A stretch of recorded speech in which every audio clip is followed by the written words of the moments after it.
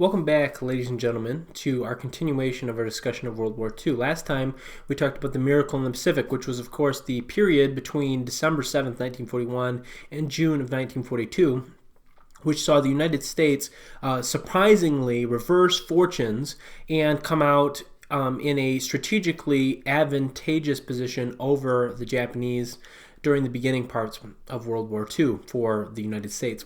Today we're going to shift our attention to the Western War, and the Western War, of course, meaning the campaigns occurring close to Europe. In this case, actually, we're primarily talking about Northern Africa. Now, Northern Africa is an odd place because for most of human history, it's much more closely associated with the European parts of the world than it is with any other parts. Today, perhaps we might think of it more connected to the Middle East because of its Islamic religion. We might think of it as part of Africa because of the continent of Africa, but in many ways, it has been a strategic part of Europe all the way back from Roman times.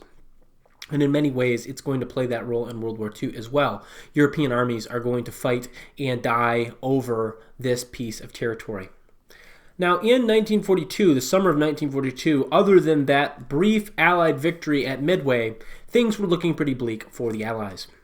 In the Philippines had been completely taken by the Japanese. Singapore had fallen. Burma had fallen. So even in the Pacific theater, other than Midway, there were very few successes that we could look at. In the Eastern campaign of the Western Theater, the Eastern Front between the Germans and the Russians, the Germans had launched a second straight year of massive movements. And the Germans looked poised not only to take the city of Moscow for a second time, they'd never taken the city of Moscow. That was kind of bad phrasing. They also looked poised to take the city of Leningrad, the former St. Petersburg, and they were driving deep into the Caucasus Mountains, and they might take important strategic cities such as Stalingrad and the oil ports on the Caspian and Black Seas from the Russians. Things looked bleak. In addition to all of this, there was a new German commander in charge of the Axis forces in North Africa, and he was badly pushing the British troops in North Africa all the way back in Egypt. And it was possible that Rommel, the German commander, might successfully conquer British Egypt, and by doing so, he would then not only control the Suez Canal, cutting off the British Empire from the home island, but he would also have the means by which to move Iranian and Iraqi oil, countries that were neutral towards the Germans, into German territory. And so the Allies looked like they were on the ropes. The United States might have entered the war, but things were not looking good in general. Let's talk about Erwin Rommel. Erwin Rommel was a brilliant military commander. In fact, I think of the German commanders of World War II, he is highly regarded as the best and the most successful. He was given a very difficult assignment in 1942, and that was to save the failed Italian invasion of North Africa. Italy was an imperial power. In fact, Mussolini wanted to restore the Roman Empire. That's what he wanted to do with his troops, with his nation. And to do so, he had taken several pieces of territory. He had taken Albania in 1936. He had conquered Ethiopia in 1938. He had also taken control of Tunisia in the earlier part of his reign in the 1920s. From Tunisia, which if you want to think of Africa, Tunisia is the point that sticks furthest north into the Mediterranean Ocean. From Tunisia, he had hoped to attack the British in Egypt, hoping that the British were weak in their positions there, and so he sent Italian armies across the length of Africa, which, by the way, the distance between Tunis and Alexandria, Egypt, is almost 2,000 miles.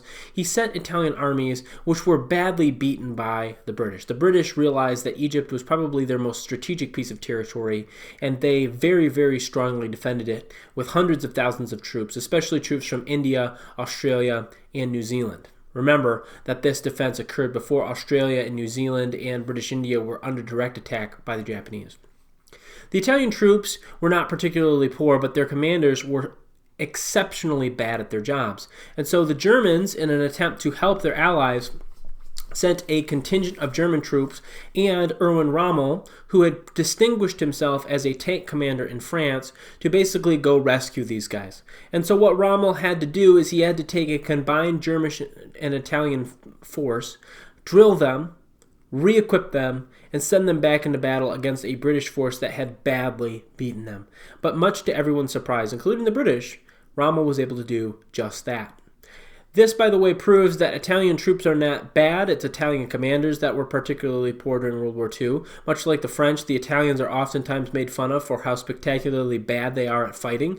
In fact, I'm reminded of an anecdote from World War I where the Italians and the Austrians fought over the same mountain 8 times and nobody moved. Okay, so they fought and they fought and they fought and they got nothing. But really, the Italian soldiers are brave. It is their leadership that is the problem. And so Rommel, good leadership, enters the picture, and these Italian troops end up doing particularly well. So clearly it is the quality of leadership that actually matters in the end. This campaign is going to be one of the most unusual in not only World War II, but in world history. It is going to be a campaign that covers more than 1,500 miles and oftentimes saw single-day movements of more than 100 miles. Tanks and trucks would move fantastically fast over these flat desert areas of northern Africa, and this campaign was over an area greater than that over which the Americans would advance from D-Day till the end of the war. So this is a huge campaign. It goes back and forth in really startling speed.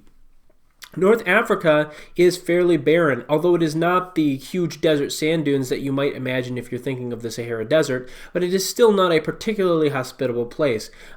Areas where you can get water and food are few and far between, sometimes separated by as many as 100 to 200 miles.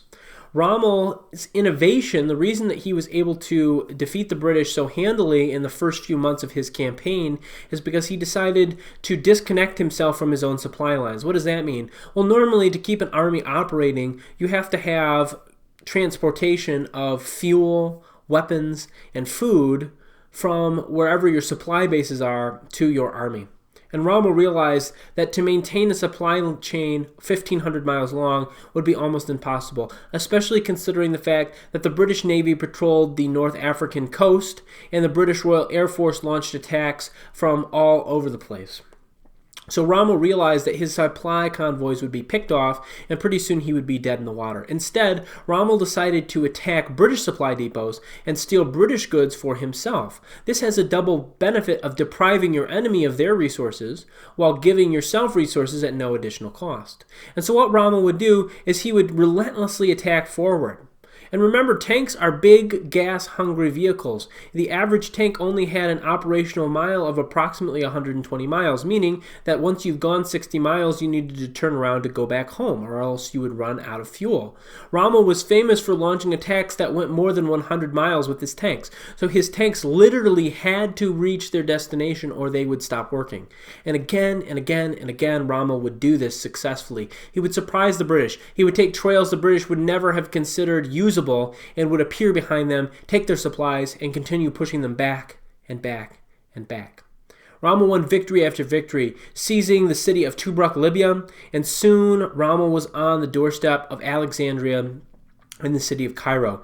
In fact, only one battle separated Rommel from the outskirts of Alexandria, and the outskirts of Alexandria effectively would have ended the campaign for the British because Rommel could have supplied his troops from the local area around Egypt, and eventually it's possible that they might have very well lost what they had.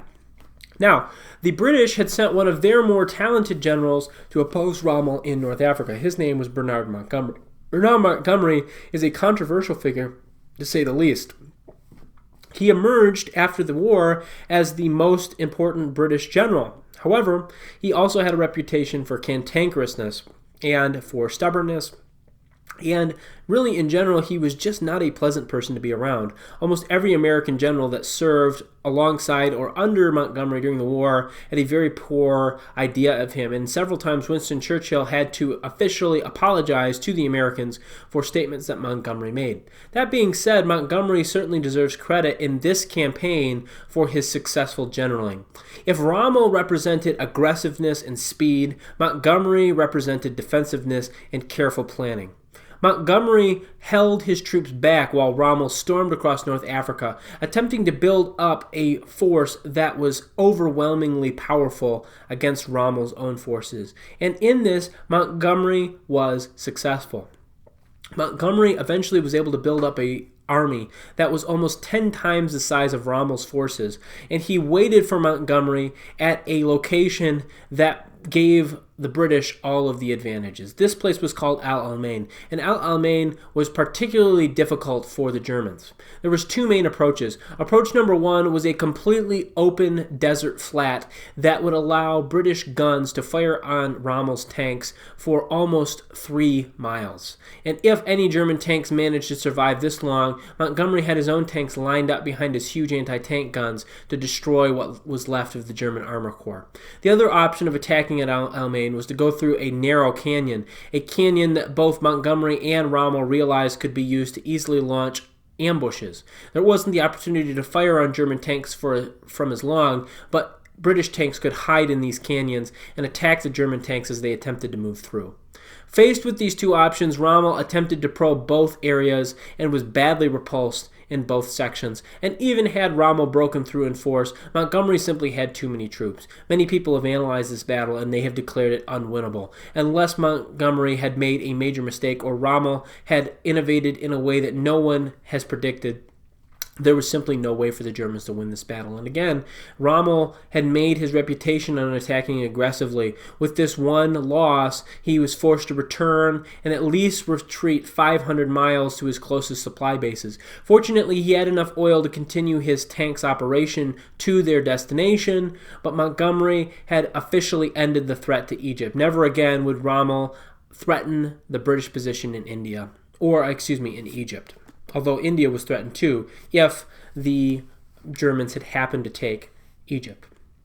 Now let's shift our attention to the Americans instead. This is going on while America is mobilizing for a war. President Roosevelt was being asked directly by both Stalin and Winston Churchill to get involved in the European war. What both Stalin and Churchill were worried about was that Roosevelt would decide to focus on the Japanese first, while the British and the Soviets focused on the Germans. And the concern for Winston Churchill was that the British Empire would be completely exhausted by that time and would effectively be reduced to a subordinate power to the United States. Winston Churchill did not want that to happen. He wanted the U.S. involved in the European war. Stalin, on the other hand, was worried about a complete Russian collapse in 1942, and he hoped and wished for the Americans to open up a second front against the Germans. What Stalin hoped would then happen is that German troops would be pulled off of the front with Russia and would have to be sent to go fight the Americans, and this would give Russia a chance to survive. Now, again, with hindsight, we know that Russia not only survives, but Russia eventually reaches Berlin, but that is information we have that Stalin did not have in 1942. From Stalin's perspective, he was on the brink of destruction, and he needed American help. Winston Churchill, however, did not want to invade Europe because if the Americans were going to act, the British army, which was largely unutilized except in Egypt, was going to go with them, and Churchill believed that any attack in Europe would be folly. And the reason for this, by the way, is I think Churchill had kind of gotten his hand burned a little bit from the experience of the German attack in France. The British army had been badly beaten. He did not want to engage with the Germans on home turf if he could avoid it. Instead, Churchill suggested both to Stalin and to Roosevelt an American landing in North Africa. If Rommel could be pushed entirely out of North Africa, then perhaps after that, the weak underbelly of Europe, as Churchill called it, or Italy, could be attacked, and through Italy, the United States and Great Britain could attack the southern part of Europe and then draw troops off of the Eastern Front where they were fighting with Stalin. Stalin was not particularly impressed with this plan, nor was he particularly happy with it, but he decided to go along with it and said, fine, just open up a second front somewhere. Surely somewhere is better than nowhere. And so the Americans began gearing up for an attack on North Africa. This attack is going to be codenamed Operation Torch, and it's going to involve 3 landings. But surprisingly, these landings are not going to occur and pit American forces against German forces.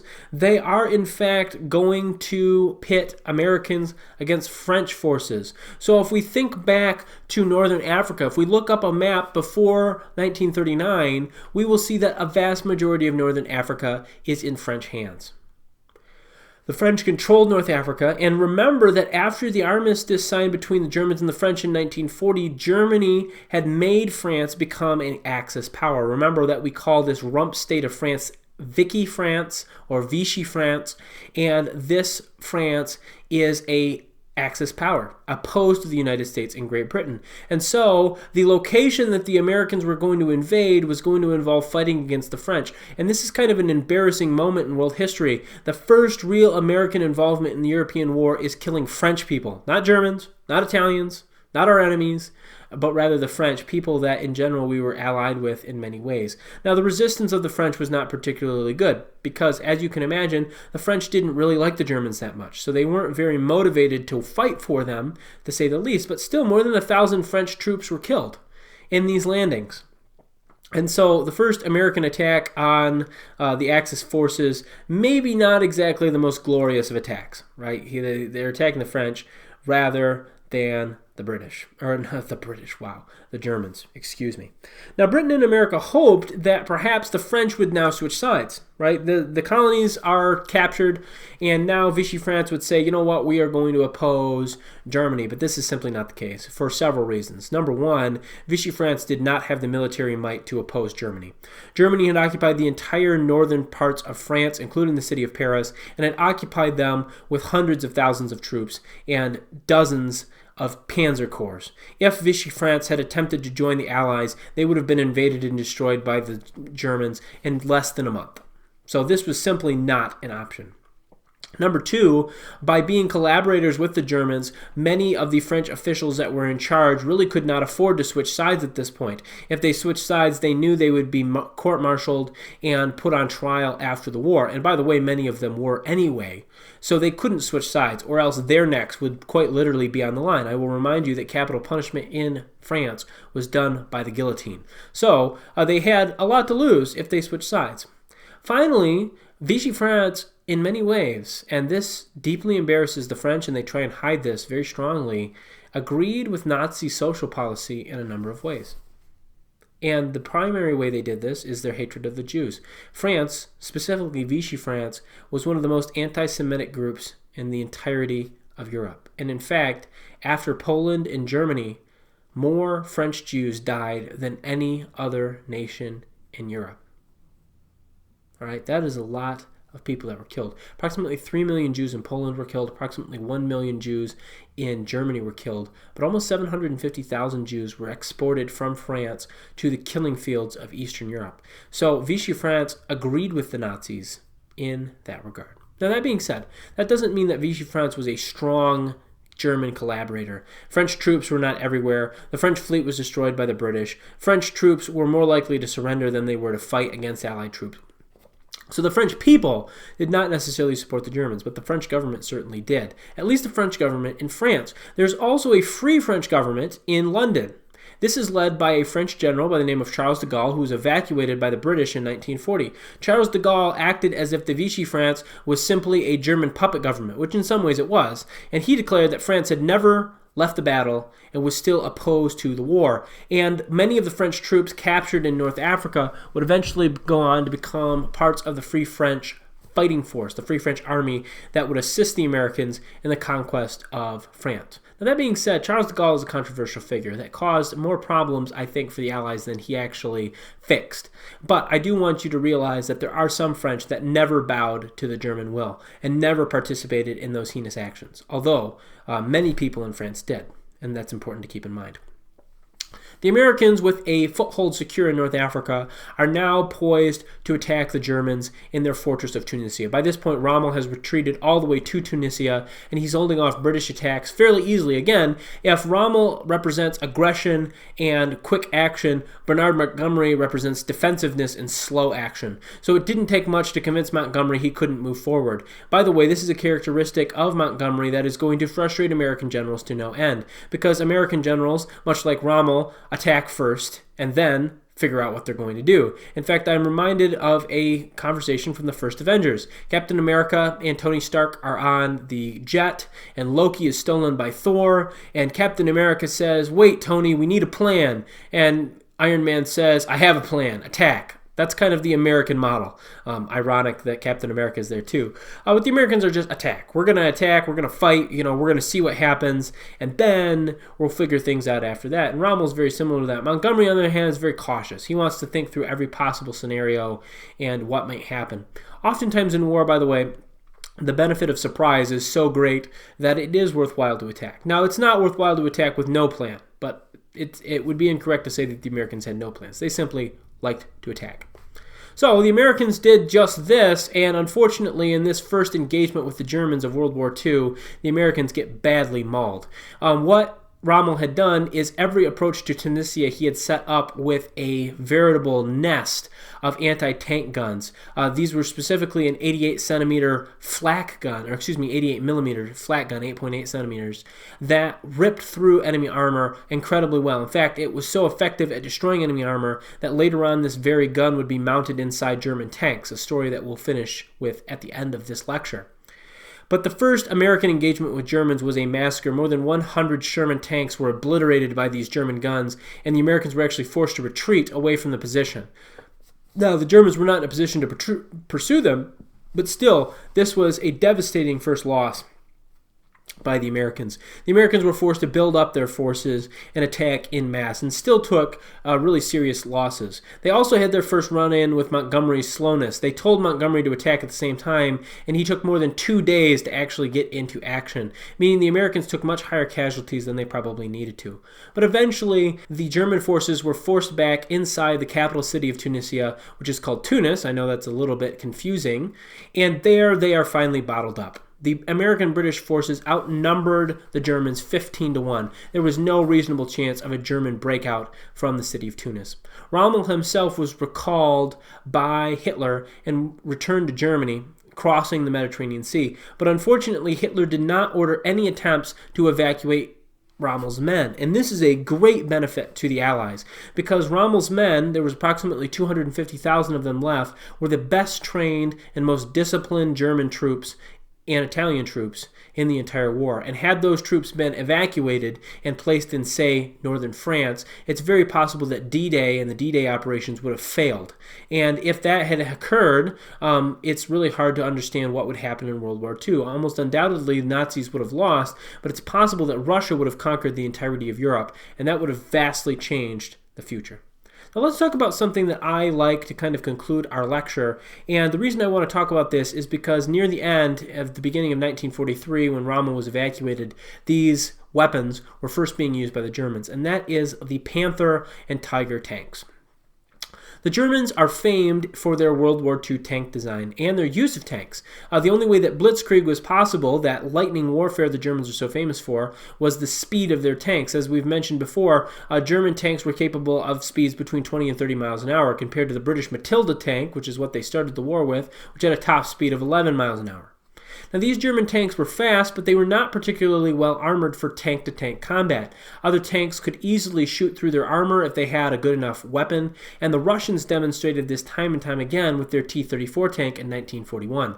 The Russian T-34 was incredibly well armored and had an incredibly powerful gun. German tanks had to get almost to point-blank range, less than 100 yards, to shoot through Russian T-34s, while Russian T-34s could kill German tanks from more than half a mile away. The Germans captured several examples of the T-34, and they learned from them quickly and learned what advantages the T-34 had. And the T-34 had a bunch of advantages. First of all, it had thick armor. And the Germans realized that with certain improvements to the drivetrains of their tanks, they could increase the size of the armor on their tanks. But more importantly, the T-34 had sloped armor. There's a principle when it comes to armor design that bullets that hit at an angle on armor transfer significantly less energy to that armor. In fact, sloped armor can do two things. Number one, it can increase the amount of material a bullet has to travel through, because again, it's not hitting directly against the plate like this, it's hitting the plate like this, and so it has to penetrate through more material than it would if it hit straight on.